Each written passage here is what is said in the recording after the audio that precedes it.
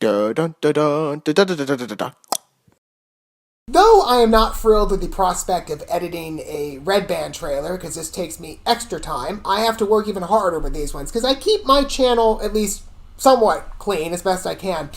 I'm not surprised with this being a Seth Rogen production. I know what I'm getting with that name. And I don't know necessarily, though, if he knew what he was getting. I mean, maybe he did. Maybe that was an intention, but I've heard so much about this show that I'm like, I guess fast track it. Because, I've got a lot of Christmas shows I gotta look at, but everybody keeps talking about Santa Incorporated, and I'm kind of like, well, I haven't looked at it yet, but everybody's got something to say about it. It's currently as I heard, lowest rated on IMDb with 1.1. I don't know if that's true. It's like the lowest rate of any TV program, but it's certainly low at 1.1 to 7,000 reviews. It's pretty substantial.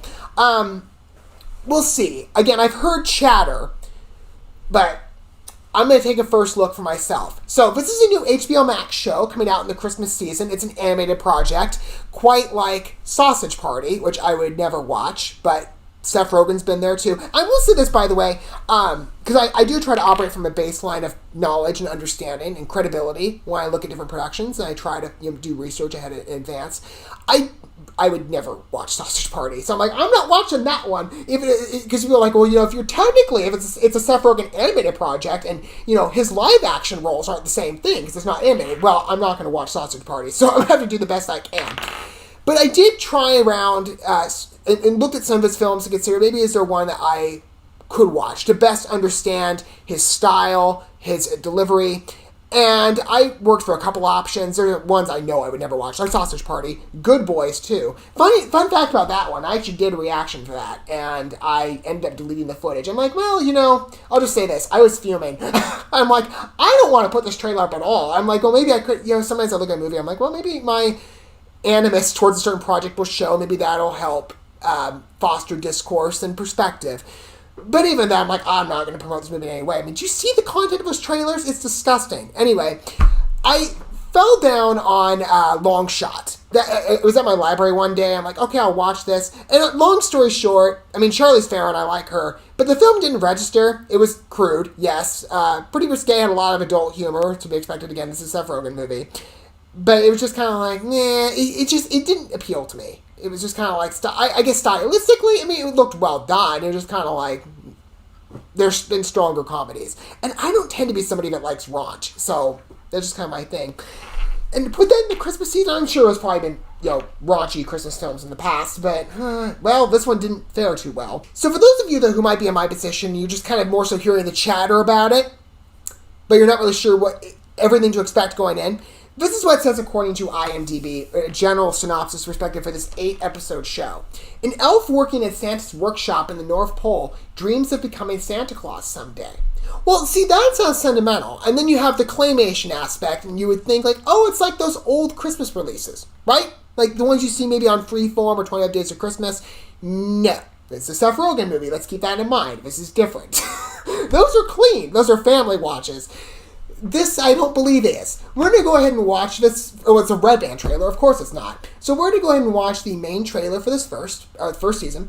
And I'll talk about it more in maybe the only season at this point. And I'll talk about it more in my condensed review segment for us watching the video together. I certainly have some comments going in because, again, with now looking at the trailer, though, I'm familiar with the response. So in my review phase, we'll touch on a couple points I just noted. But let me judge the show for myself. Okay. Rather beyond just hearing some loose chatter about certain events and whatnot. Here we go. Let's see. When you're a kid, there's By the way, I one like day Sarah a Silverman. year more I enjoy special listening to than her. any other day, and that day is Christmas. And we are the Certainly magic claymation behind delivery. that day. So let's get these freaking kids some presents. There we go. R-rated. May I present the hardest working Okay, that's man kinda in funny. Snowbiz? Good golly, he's jolly. Our own Santa Claus. Well, okay. Hey, Merry Christmas. Kind of looks like Seth. Ew. You're on my naughty list. Good news, sir. More American kids believe in you than they do in vaccines or the Holocaust. That's great. I mean, disheartening for America, but great for us. Seriously? I'm here from the North Pole. No Times, wonder people are and not you responding decided to this who will that well. succeed you as Santa Claus. Did they not Santa's know old going knocking in? on death's door. Good question. I'll give it some serious thought. Ha ho ho ho. Bye. Okay. There have been many Santa Clauses throughout history. Some were loved, others loathed. But the position of Santa has mostly been a white man's game. Oh, shut up. Exactly, it's fucking crazy. Things have gotta change. My advice to you is, oh, if I die, get rid of my porn! I want to be the next Santa. If this is your dream, you have to at least make your case. There's better Christmas productions than this. I know you're right, but do you really have to call me bitch every time you say something? Yes, bitch, because it's empowering to call you bitch. Oh, shut up.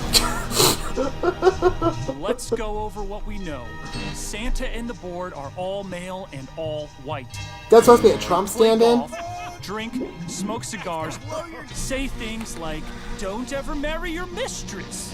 Just so you know, the women of the North Pole make fun of one of your dicks. Have fun wondering whose it is. What I need to learn is how to bro out with these guys. You know, shoot the shit, do shots, shoot shots of shit.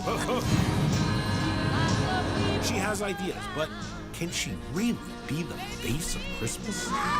There are so many better watches than this. Suddenly people aren't complaining as much about the, 25 Days of Christmas reruns, are you? I'll be named successor, die trying. Merry Christmas, and to all a kick-ass night! Well, apparently not with this show, though, so... Santa, you can go away in your rocket ship and we'll find a cleaner version of you. No wonder that's not faring well. I guess the first step here, in terms of the review, and what I think, because there's a lot that I could say, I'm not going to take too much of a second, I'm just kind of collecting my perspective here. And as I've said, I'm very familiar even going into this, the public response as it's, been emerging. So there were some points I did want to touch on, at least going in, that I would say for this section, and we'll get there. But just in looking at this trailer, I have to ask myself what they were thinking. And I get, again, that this is a Seth Rogen movie.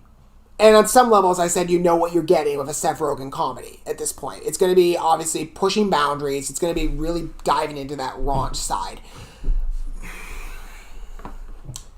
This is not... And they make a lot of comparisons here to Sausage Party. And as I understand, and I would never watch that film to certify this, because sometimes, I do like to get, I said, getting a baseline of Seth Rogen through watching Long Shot. I would like to have a baseline on most things I talk about to establish credibility. And, knowledge that I've actually taken the time to understand things and research my points. However, I would never watch that film, as I said. And I remember that when there was a lot of analogies. That one particular at the beginning, well, no, we'll come back to the analogy. But just improving the trailer here, it's really a lot to digest. I mean, this is very much in line with a Seth Rogen animated movie, and it just looks terrible. I mean, again, I know that Sausage Party was, well, I don't know how, well, I know people received it well, probably the people who like raunch, but I would hate to think, by the way, this is, I love Christmas animated claymation stuff, but those projects I've seen on 25 Days of Christmas, they're nostalgic, and they're clean. They're much better than this is. I would hate to think a parent would look at this and think, without having seen the trailer or knowing any of her context, perhaps they like a grandparent, maybe grandkids come over for Christmas, and this grandparent has a HBO Max subscription. They're just kind of randomly looking through projects, right? Just scrolling through, and they don't know anything about Santa Incorporated. And they think, well, it's animated, it's like claymation, it must be like the old Jack Frost movie, or Santa Claus is Coming to Town, or a couple of those other films. It'll be fine. And they turn it on, kids like, Ma or Grandma? I would hate the thought of that. I mean, the reason I say that is because I remember hearing some stories about Sausage Party having that response, of parents going and basically unsuspecting, or family, and taking kids, and then it being like, yeah, you walk up midway, go to the theater desk, can I have a refund? Like, because again, parents think, oh, it's animated, it must be clean. Nope. Some adults out there have some pretty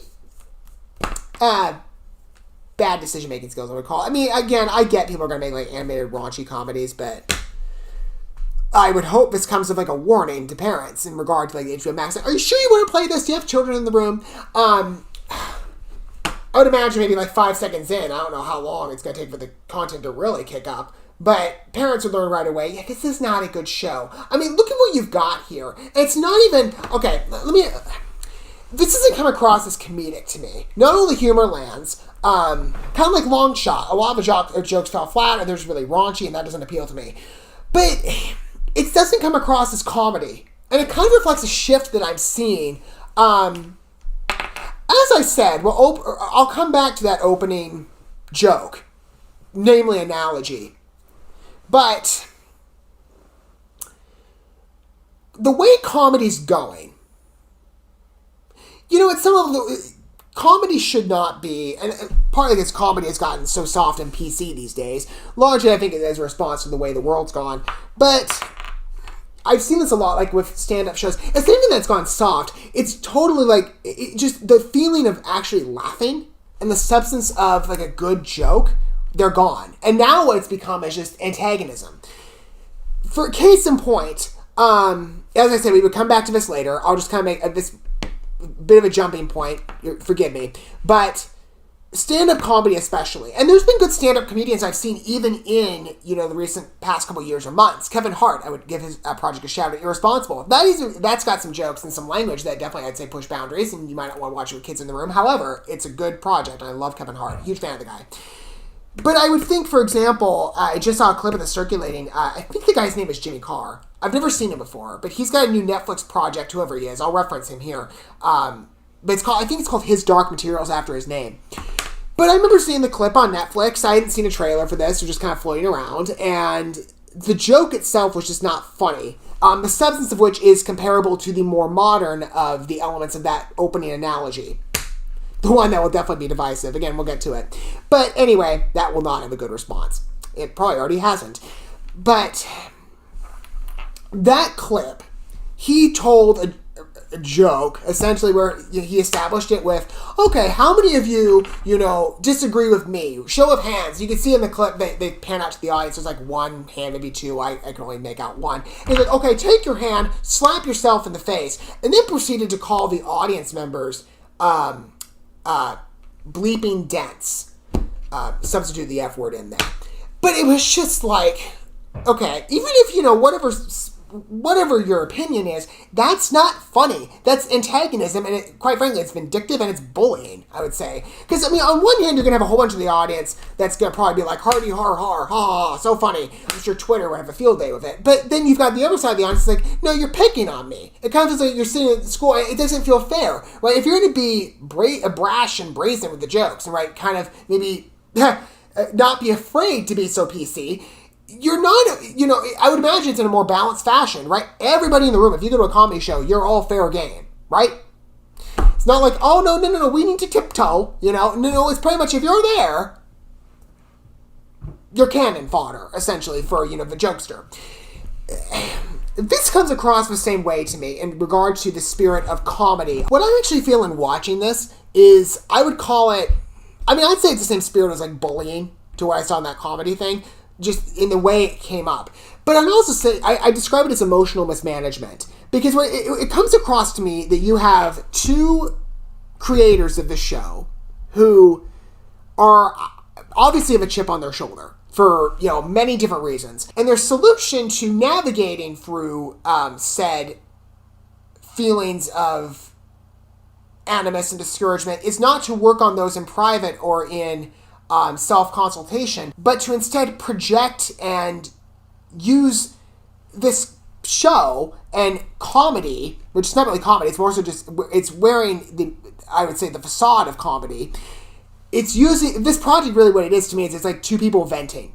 It just comes across as, I have all these pent-up emotions, I'm going to thrust them all on you. It's like, I don't care. It's like, if you're upset about something, deal with that like any other normal person. Can you imagine if somebody walked into work and, this is, I make this statement because, again, this is Hollywood. Hollywood is like, oh, if something upsets me, I'm going to take to social media and yell and scream at everybody. That's been what's happening in response to this project. You've got the creators now going on social media being like, oh, the backlash. Now we've resorted to calling people all these familiar buzzwords that we all keep hearing in names. Which I think, especially nowadays, and I'm not one to normally demand a public apology. I've never done that in this channel. I would just say that I hope, and perhaps, I can pray about it, that Seth Rogen would find the conviction to take the higher road in this case, rather than yelling and screaming very flippantly a particular name that does not describe me in any way, and I'm absolutely disgusted by the very suggestion of being called that,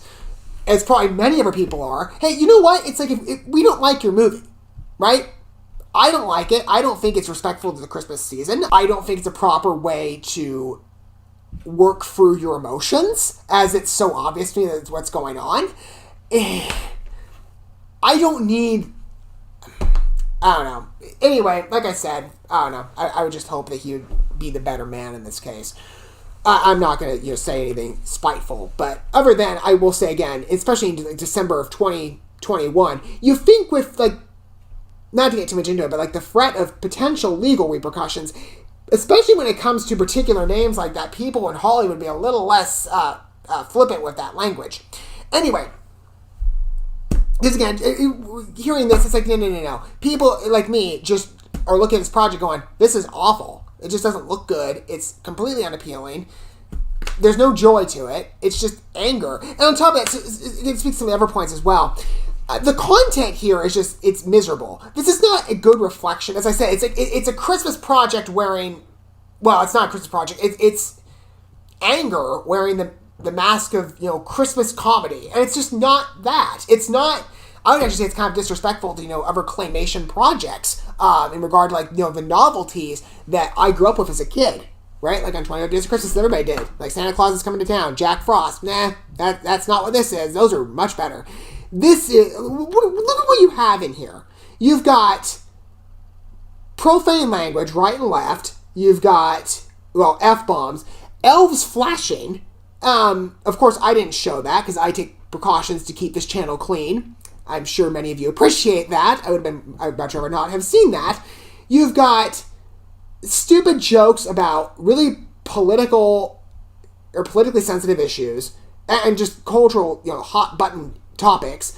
It's like, this is not, just even, delivery. It's like, okay, I'm open to social commentary, by the way, but it needs to be nuanced. And I don't think Christmas is the best place for that, either. It's like, I don't care to have some lecture session during, what's supposed to be a fun holiday film. So this whole line about, Santa, Santa's always been a white man's game, because that's what we need to install. Politics on, sex and race. That's what everybody wants at Christmas, right? That's what everybody wants.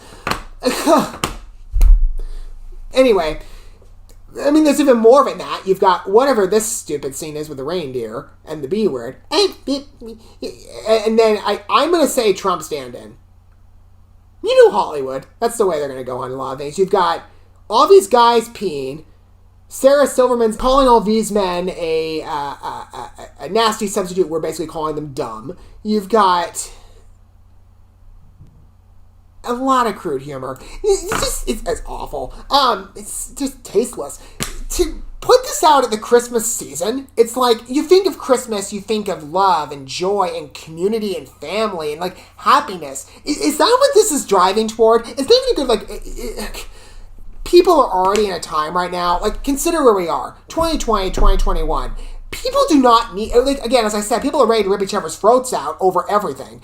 We don't need a project to reinforce that. If anything, maybe we need to instead play, we don't need this. Let's instead, put Hallmark movies on as a marathon. Let's make people happy again. But it's just not, it just drives me crazy. It's like, think about the Christmas experience. Maybe you don't have this, but you probably think about, if you haven't experienced it yourself, maybe you can think back to like a Christmas project in a movie that you saw where this was showcased. Right, a family goes out to the countryside, family takes time off work, or the parents do, drive out to a grandparents' house, again, the rural countryside, have family come over, share a feast with the family, kids open the presents, parents play poker in the dining room, or maybe they go down, if you were my family, we went down to my grandparents' basement and played pool. It was about, it's love and family and kindness, not yelling and screaming about every single, this is what's wrong with the world. I don't care about this during the Christmas season. I don't want to hear this on the Christmas season. Most people don't. Surprise, surprise. Yet Hollywood wouldn't get that. Anyway, this is, well, I guess, and it's like, ooh, this is going to be an edgy comedy. Yeah, it's right in line of Sausage Party.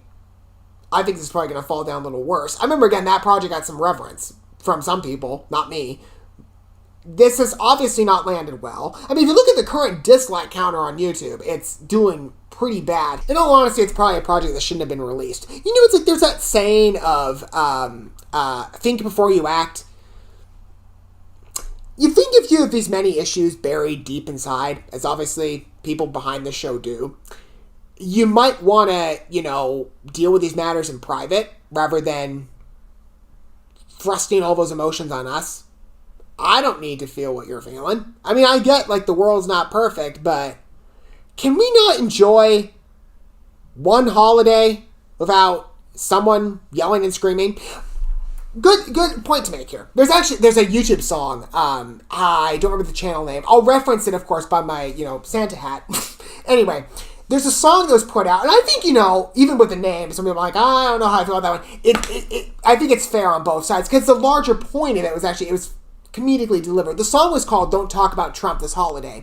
The point of it was, people during and that was coming out, I think, about 2016, 2017, we don't talk about politics at the dinner table, right? This is kind of, again, a general thing at the holidays. I know people say, you don't talk about politics, you don't talk about religion. People don't like to talk about hot-button issues when they gather with family. In fact, people take, time off of work to de-stress, to take a vacation. And that's why kids get off of school. They're not, going to school during the Christmas season. There's a load off. There's a relaxation. There's a moment where you can take a step back in life and just enjoy one another and enjoy the holiday season, the snow outside, the light shows in your neighborhood. People don't need to be like, here's all the problems with the world today. It's like, we already have this every single day. I don't need this thrown in a Christmas project. And people don't need it during the Christmas season. Any sort of political issues, there's a different time. Wait till January. Wait till New Year's. You'll be all drunk and then everybody will forget. Anyway, you won't forget this. Imagine playing this at the dinner table. Yeah, this isn't going to go over well. This is not a family watch. I would recommend Hallmark instead. Anyway, not that all those shows are perfect. I think most people would say, they're not really. But, hey, they're better than this for the most part. One final note, and I would imagine, again, it was in the opening, so probably a lot of people, I'm sure, stopped at this and were like, yeah, there's no way I'd watch that. Probably, I'm sure people dropped off maybe after,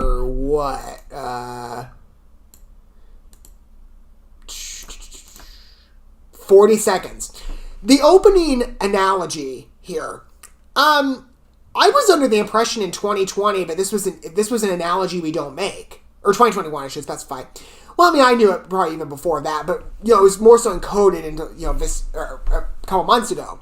Some of you, I would imagine, probably a lot of you have followed the channel because I don't stop talking about it for some reasons, but probably a number of you have heard the news story. Maybe some of you haven't. So I'll simplify here. Gina Carano, a famous former wrestler, she might still be, I'm not exactly sure, but an actress from primarily Star Wars and Mandalorian, right, and Deadpool and a couple other films.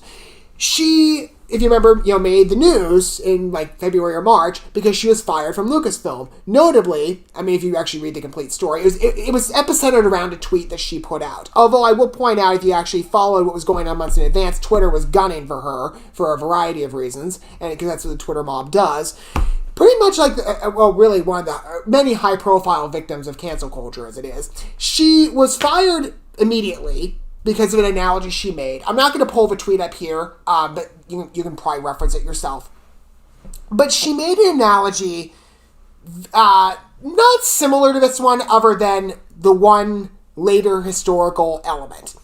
But she analogized that to a sentiment about the modern world today. And I think, largely, again, what the larger point she was making, I, and probably a lot of people, agreed with. Funny enough, Disney, I think, proved her correct, ironically, when they fired her. But we pretty much accepted that because, again, of the response to it. She was immediately fired, probably Disney acting rashly at the behest of Lucasfilm.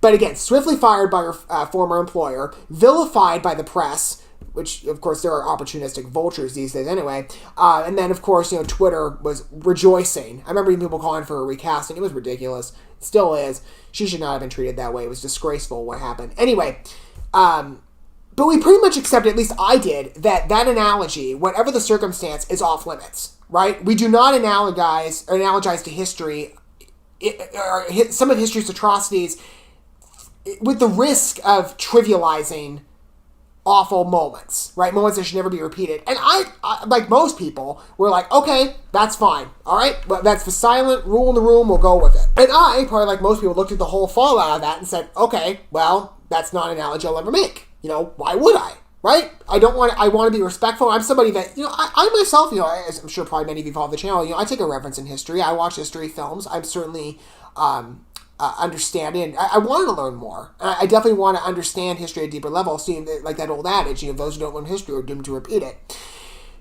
But I have the respect to say, like, hey, I understand. And even again, that got such a variety of responses. And I understand some people found that to be, and people were saying that was a more abrasive example, to put it lightly. So, again, I agreed with her in sentiment, but I can understand maybe people didn't prefer that example to be used. And I said, okay, like, probably, again, most people, as a matter of respect, that one's off limits. Let me ask a question, though. So she gets swiftly fired from her job. Public backlash. Yeah, well, she's fired and vilified. Seth Rogen and Sarah Silverman can use that analogy all they want. Again, the clear thing that indicates to me is Hollywood double standards.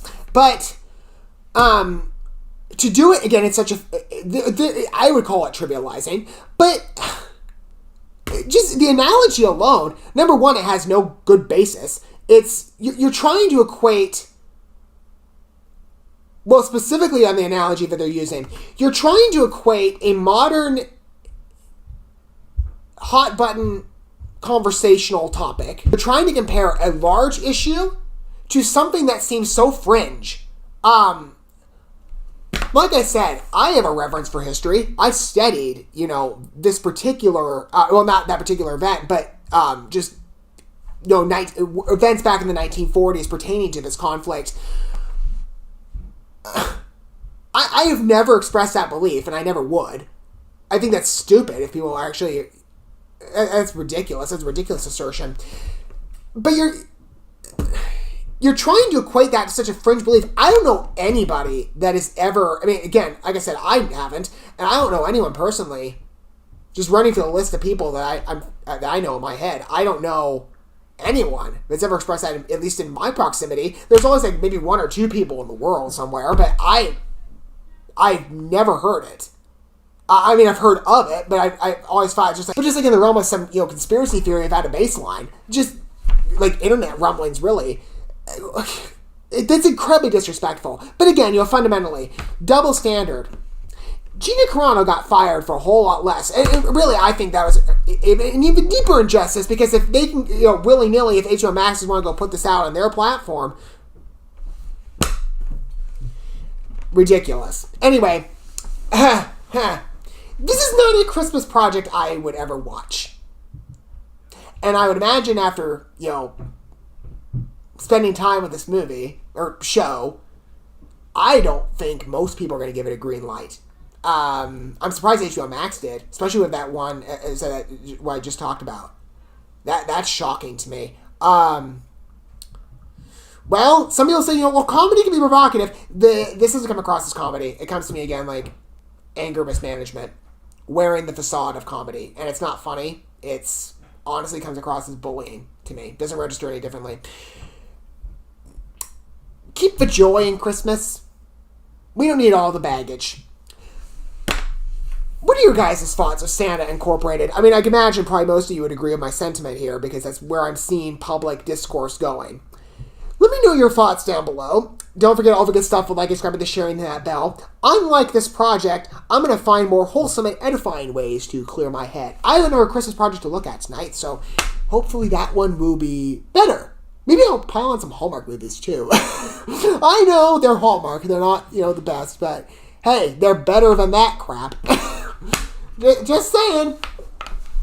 Maybe, Hallmark should get a little more reverence after Santa incorporated this garbage. Well, until, next time, whatever project we get to look at, it's hopefully better. Don't forget all the good stuff for liking, subscribing, sharing, the hit that bell, and I'll see you guys then. But until that point, thanks for watching this video. I love you guys. Don't forget to love, your fellow man. God bless. Peace.